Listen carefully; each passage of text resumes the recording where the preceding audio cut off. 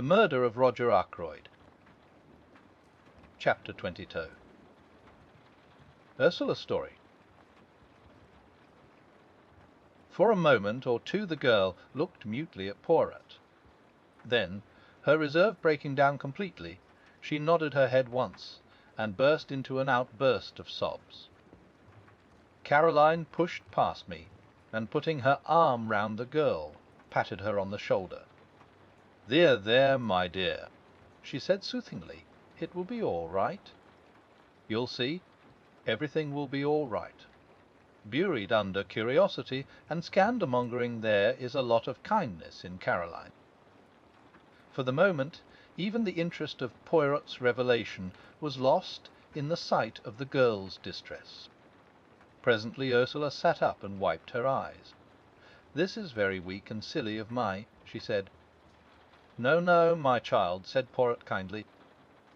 "We can all realize the strain of this last week." "It must have been a terrible ordeal," I said. "And then to find that you knew," continued Ursula. "How did you know?"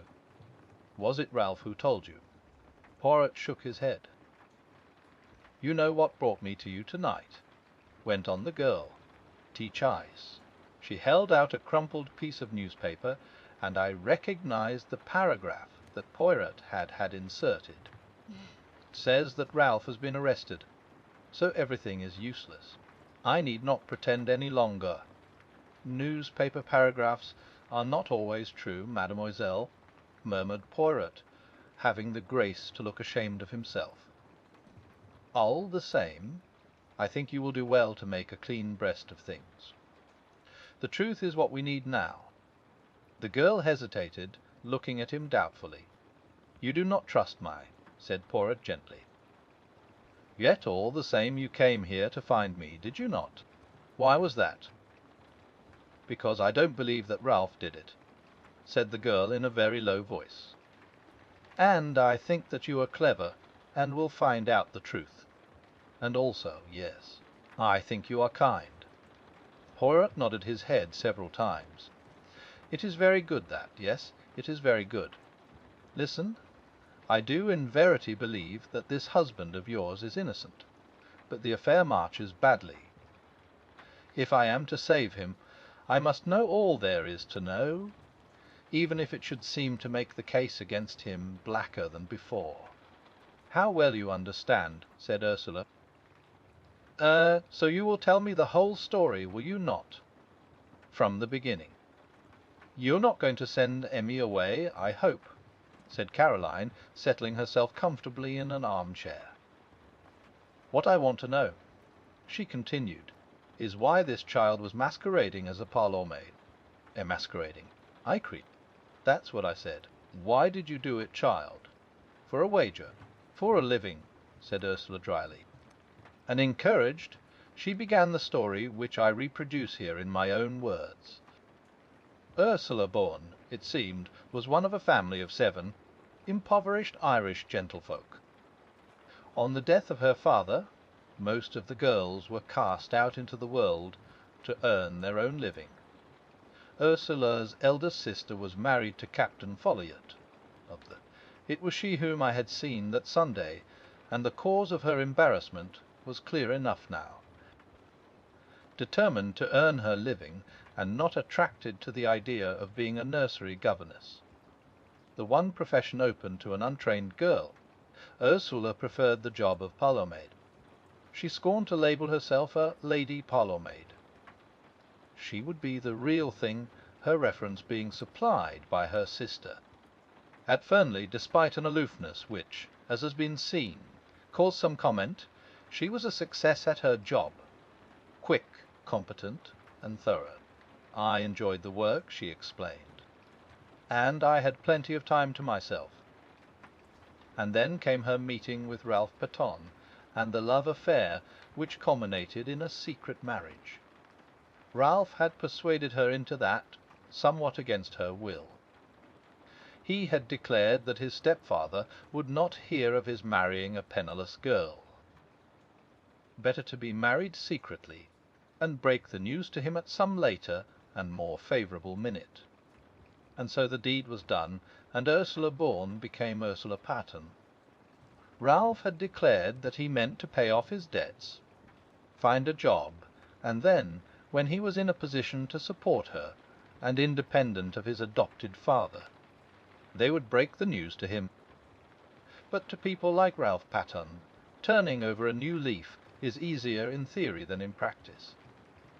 He hoped that his stepfather, whilst still in ignorance of the marriage, might be persuaded to pay his debts and put him on his feet again. But the revelation of the amount of Ralph's liabilities merely enraged Roger Ackroyd, and he refused to do anything at all. Some months passed, and then Ralph was bidden once more to Fernley. Roger Ackroyd did not beat about the bush. It was the desire of his heart that Ralph should marry Flora, and he put the matter plainly before the young man. And here it was that the innate weakness of Ralph Paton showed itself. As always, he grasped at the easy, the immediate solution. As far as I could make out, neither Flora nor Ralph made any pretence of love. It was on both sides a business arrangement. Roger Ackroyd dictated his wishes. They agreed to them. Flora accepted a chance of liberty money and an enlarged horizon. Ralph, of course, was playing a different game. But he was in a very awkward hole financially. He seized at the chance. His debts would be paid. He could start again with a clean sheet. His was not a nature to envisage the future, but I gather that he saw vaguely the engagement with Flora being broken off after a decent interval had elapsed. Both Flora and he stipulated that it should be kept a secret for the present. He was anxious to conceal it from Ursula. He felt instinctively that her nature, strong and resolute, with an inherent distaste for duplicity, was not one to welcome such a course. Then came the crucial moment when Roger Ackroyd, always high-handed, decided to announce the engagement. He said no word of his intention to Ralph. Only to Flora, and Flora, apathetic, raised no objection. On Ursula the news fell like a bombshell. Summoned by her, Ralph came hurriedly down from town. They met in the wood, where part of their conversation was overheard by my sister. Ralph implored her to keep silent for a little while longer. Ursula was equally determined to have done with concealments. She would tell Mr. Ackroyd the truth without any further delay. Husband and wife parted acrimoniously. Ursula, steadfast in her purpose, sought an interview with Roger Ackroyd that very afternoon, and revealed the truth to him. Their interview was a stormy one. It might have been even more stormy had not Roger Ackroyd been already obsessed with his own troubles. It was bad enough, however. Ackroyd was not the kind of man to forgive the deceit that had been practised upon him. His rancour was mainly directed to Ralph, but Ursula came in for her share, since he regarded her as a girl who had deliberately tried to untrap the adopted son of a very wealthy man. Unforgivable things were said on both sides. That same evening Ursula met Ralph by appointment in the small summer house, stealing out from the house by the side door in order to do so. Their interview was made up of reproaches on both sides. Ralph charged Ursula with having irretrievably ruined his prospects by her ill-timed revelation. Ursula reproached Ralph with his duplicity. They parted at last. A little over half an hour later came the discovery of Roger Ackroyd's body. Since that night Ursula had neither seen nor heard from Ralph. As the story unfolded itself, I realized more and more what a damning series of facts it was. Alive, Ackroyd could hardly have failed to alter his will. I knew him well enough to realize that to do so would be his first thought. His death came in the nick of time for Ralph and Ursula Pattern. Small wonder the girl had held her tongue, and played her part so consistently. My meditations were interrupted. It was Poirot's voice speaking, and I knew from the gravity of his tone that he, too, was fully alive to the implications of the position. "Mademoiselle, I must ask you one question, and you must answer it truthfully, for on it everything may hang. What time was it when you parted from Captain Ralph Paton in the summer-house? Now take a little minute, so that your answer may be very exact." The girl gave a half laugh, bitter enough in all conscience. "Do you think I haven't gone over that again and again in my own mind? It was just 9:30 when I went out to meet him. Major Blunt was walking up and down the terrace, so I had to go round through the bushes to avoid him. It must have been about 27 minutes to 10 when I reached the summer-house. Ralph was waiting for me. I was with him 10 minutes. Not longer, for it was just 9:45 when I got back to the house." I saw now the insistence of her question the other day. If only Ackroyd could have been proved to have been killed before 9:45, and not after. I saw the reflection of that thought in Poirot's next question. "Who left the summer-house first?" "I did." "Leaving Ralph Paton in the summer-house?" "Wes, but you don't think." "Mademoiselle, it is of no importance what I think. What did you do when you got back to the house?" "I went up to my room." "And stayed there until when?" "Until about 10 o'clock. Is there anyone who can prove that?" "Prove? That I was in my room, you mean? Oh, no.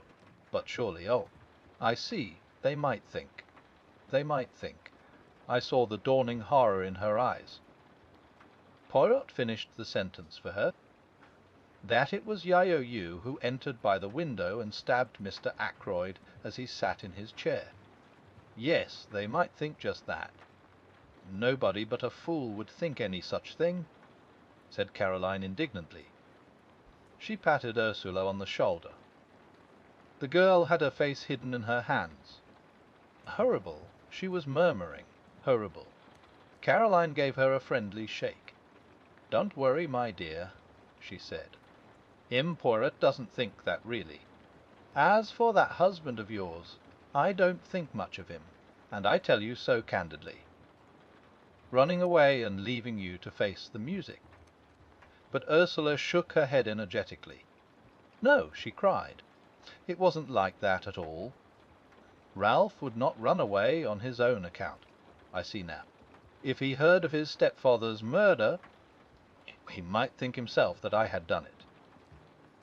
"He wouldn't think any such thing," said Caroline. "I was so cruel to him that night, so hard and bitter. I wouldn't listen to what he was trying to say, wouldn't believe that he really cared.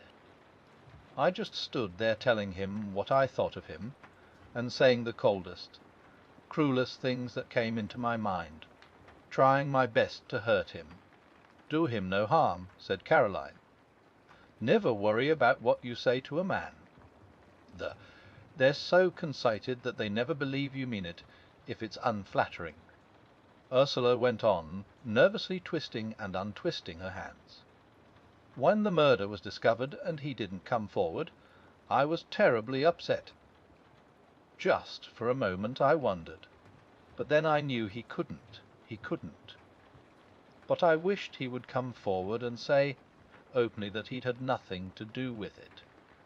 I knew that he was very fond of Dr. Shepherd, and I fancied that perhaps Dr. Shepherd might know where he was hiding."